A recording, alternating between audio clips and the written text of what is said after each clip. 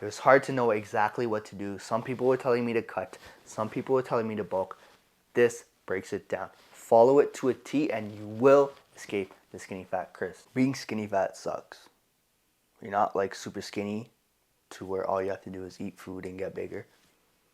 You're not fat where all you have to do is just eat less, burn fat, and get in better shape. Your arms are scrawny, like they have muscle, but it's not defined. It still looks really small. But your torso, your body, you got a little bit of like man tits. You got the love handles. Your belly's pouring out a little bit. In clothes, you look skinny, right? You don't really have any frame.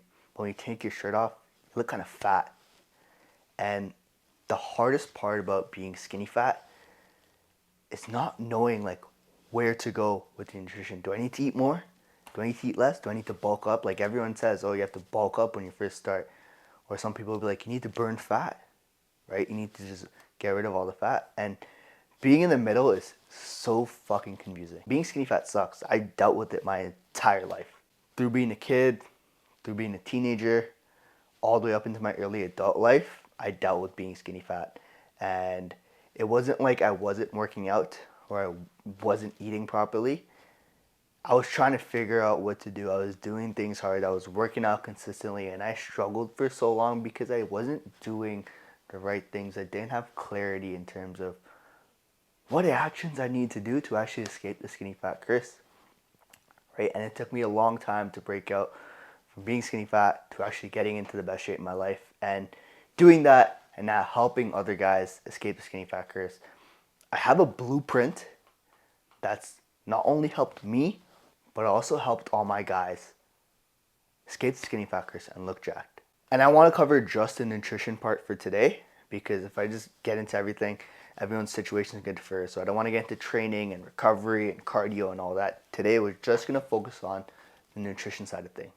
And even this, disclaimer, can vary based on individual to individual, but I find this works for 90% of skinny fat guys in terms of setting them up for success. You might be that 10% where you need to make a little tweak or need to do a little bit of a different approach, but let's get right into it. So the biggest thing you're gonna realize when you're skinny fat is that you're at a huge disadvantage from every other body type or type of person out there, especially if you're a brown skinny fat guy. One, because we tend to put on fat pretty easily. Our genetic muscle gain isn't necessarily the fastest compared to say like a Northern European or a West African. Like these guys can just look at weights and get really jacked. We have to work a little bit harder. We have to do things a little bit differently to make sure we're seeing the results that we want. So before we get into the 3-step framework, we need to set a baseline for where we are. In order to set a baseline for nutrition, it's all gonna come down to calories. You need to figure out your maintenance amount of calories. This can be done really, really easily. You can take your body weight, multiply it by anywhere between 13 to 17.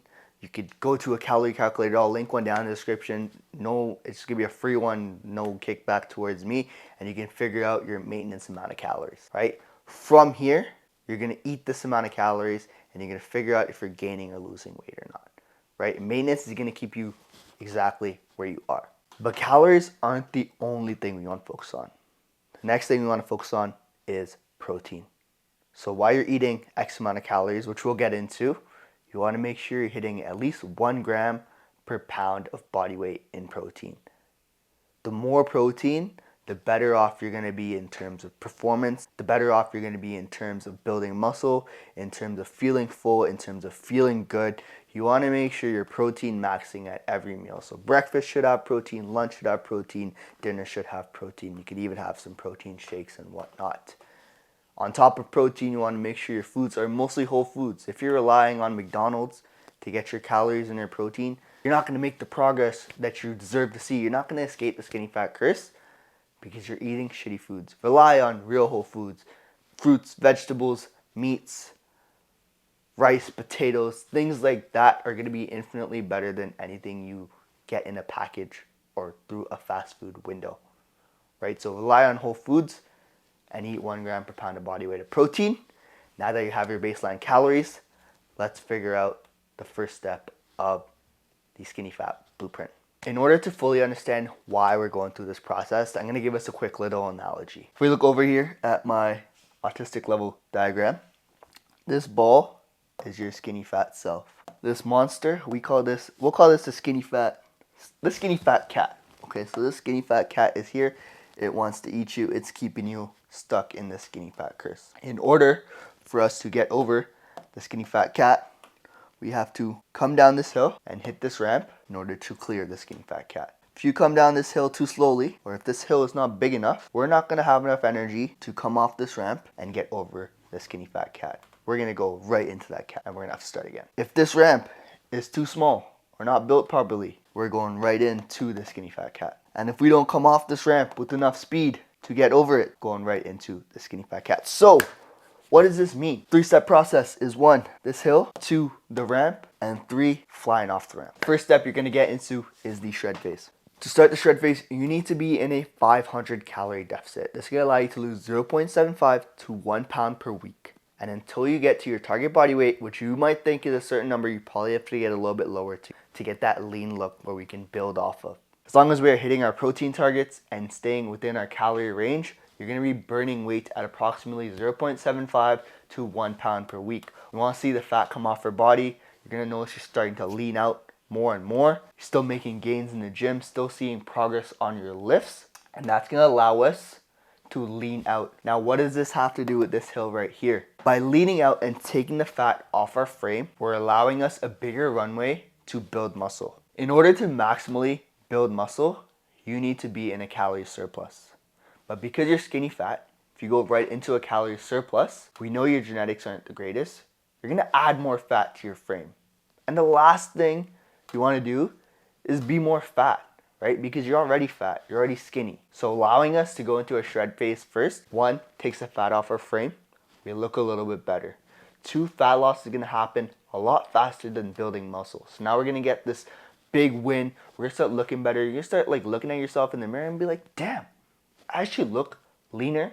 I look good. I like how this works. Now that you've uncovered all the fat and getting down to as lean as possible, it's going to allow us to have that runway or have this hill to build muscle upon. If we don't get lean enough and we're still a little pudgy and fat, as we go into here, we're going to want to stop. We're not going to want to continue to build muscle. This hill isn't going to be big enough, right? And we're going to go right back to being skinny fat. So what you need to do is really commit to the shred phase. Get as lean as possible. So now this doesn't mean getting thick lean. You're not going to become a bodybuilder. You're not going to look super amazing. But you are going to look better than when you first started. As long as you're training hard and eating enough protein. You want to get to the point where your stomach is relatively flat, almost flat. Your love handles are almost gone. You're seeing a little bit of definition. You don't look like the most muscular guy. You look a little bit skinnier. But you're giving a much better process than before. You might get some compliments about your fat loss. You might get some aunts and uncles telling you you're a little bit too skinny. I've been there, but you don't want to stop there. You want to make sure your stomach is flat. You want to make sure your love handles are pretty much gone to the point where you have this hill to come down off of. If you don't get to that point, you're going to stop. You're not going to get enough energy to escape the skinny fat cat, and you're going to be stuck in the same spot you're in right now. So that's why I'm telling you this. Make sure you commit to this shred phase. So make sure you're tracking your calories. Make sure you're eating enough protein. And if your weight loss starts to plateau, which it will, as long as it plateaus for 10 to 14 days, that's when you're allowed to make changes to your calories. If it slows down for 3 to 4 days, that doesn't count as a plateau. You want to make sure you hit that 10 to 14 day mark before you drop your calories by 200. But until that point, you want to keep your calories as high as possible. The higher we can keep our calories during the shred phase and still see the fat loss that we want, the better outcome you're going to have, the better spot you're going to be to escape skinny fat curse. Because if you eat less, if you're eating 1,200 calories and you're trying to see the results that you want, you're not going to be able to build muscle. You're not going to be able to look jacked. You're just going to look like a smaller, skinny fat version of yourself, which is going to be worse than where you are right now. So this process needs to be done properly so you're setting yourself up for success. Once you're significantly lean enough, now it's time to reverse diet. So reverse diet is the second step of escaping the skinny fat curse. So now we've built this big runway, right? We're relatively lean. We got a little bit of muscle definition, a little bit of strength. But now it's when things start to get fun. This reverse phase is building this ramp right here. This is the most important part of the puzzle, because this is where everyone messes up. This is where I messed up 4, 5, 6 times and had to get up here and start this process again. The reverse diet is when you slowly bump up your calories from week to week as long as your weight doesn't increase. Now that you've burned all this fat off, doesn't give you permission to just eat whatever you want, eat as much food as you want in hopes of bulking and going back to where you were, because that's just gonna put more fat on your frame. What you need to do is, once you get to as lean as possible at the position where we talked about, now you're going to slowly add 100 calories and monitor your weight for the week. If your weight doesn't go up, it might go down during this time. That's perfectly normal, because your metabolism is now readjusting to a little bit more food. You're gonna be able to move a little bit more. You're gonna be able to burn a little bit more. You're gonna have more energy in the gym, in real life, and it's gonna be fucking sick. But you do have to do this process properly. You don't wanna rush it. You're gonna keep adding 100 calories per week until your weight starts to go up. And it might go up a pound, it might go up 2 pounds. That's totally normal. That's when you wanna stop the reverse diet. If you accelerate this process, if you add 200-300 calories every week, this ramp is not going to be big enough to get you over the skinny fat cat. So you want to make sure you're slowly building it up to the point where this ramp has a momentum to use all this energy that we've created and get it over the skinny fat Chris. Because if you don't, you're sliding right back down, or you're going into this cat and we got to start all over again. I used to think the reverse diet was bullshit. And that's what kept me stuck in a skinny fat cycle. I used to think I could just go back to my maintenance calories, eat whatever I was eating, and not gain weight and be at where I was. But the maintenance calories that you calculated the first time was that you at a much higher body weight. So obviously your maintenance is going to be a little bit lower.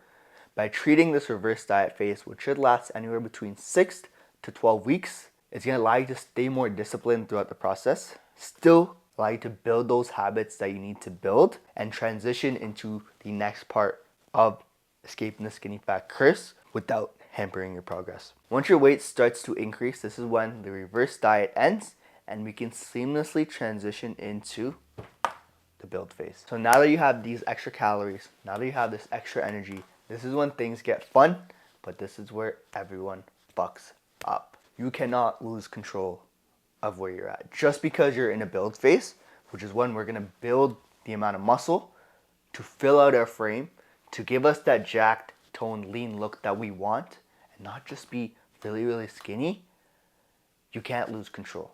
So protein still has to be high. We are going to be slowly adding calories when our weight starts to plateau.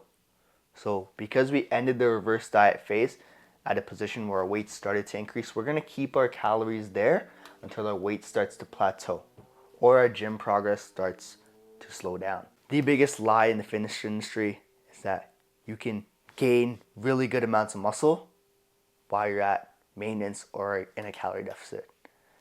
Your muscle growth will be maximized by being in a calorie surplus, which is why the build phase is essential.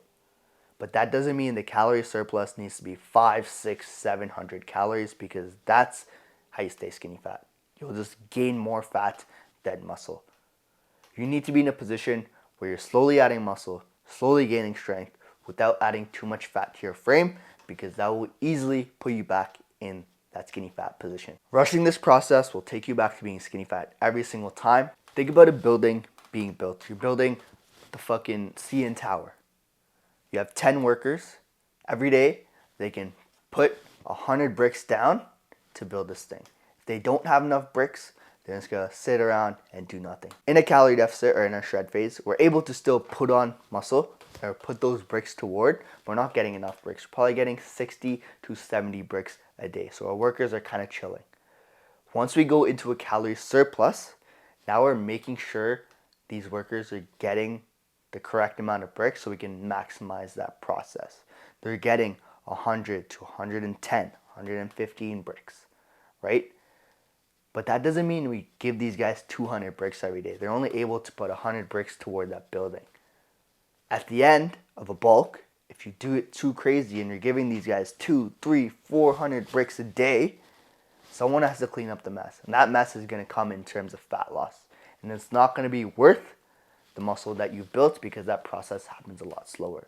So the reason we need to do this build phase properly and eat in a 200 to 300 calorie surplus is to allow us to build muscle without having a fat mess to clean up at the end. No pun intended. As you gain weight from 0.5 to 1 pound a week, you're only going to increase your calories when your weight starts to plateau for more than 10 days. 10 to 14 days is when you want to increase your calories. Until that point, you don't want to increase your calories because that's just introducing more fat to the system that we don't need to do. This build phase should last a bare minimum of 5 to 6 months. It can last for up to 2-3 years if you do this properly and if your genetics are good enough.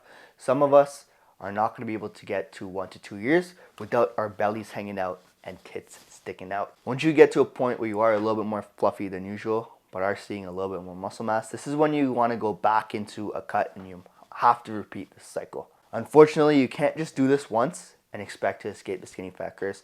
It will take 2 to 3 rounds of this depending on your genetics, depending on how much muscle you've put on and how well you've done all these things. So key takeaways: don't rush the process. 2, this is going to give you the direction that you need to finally escape the skinny fat curse.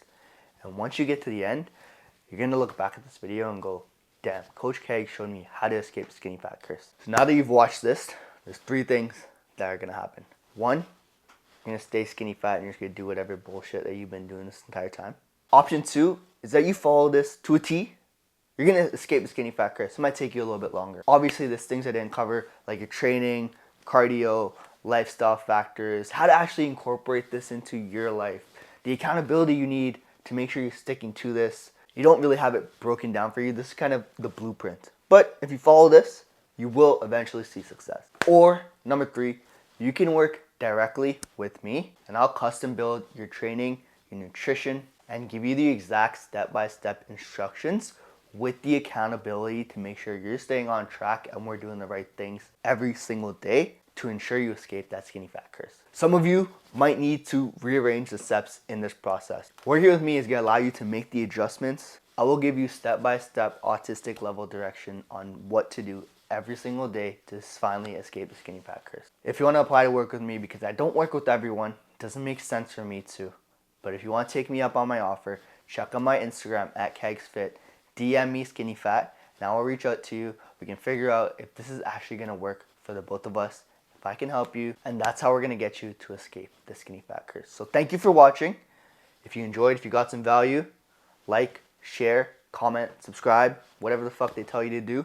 And save this video because you'll come back to it every few months or so to make sure you're doing the right steps. Hope that helped, and I'll catch you guys in the next one.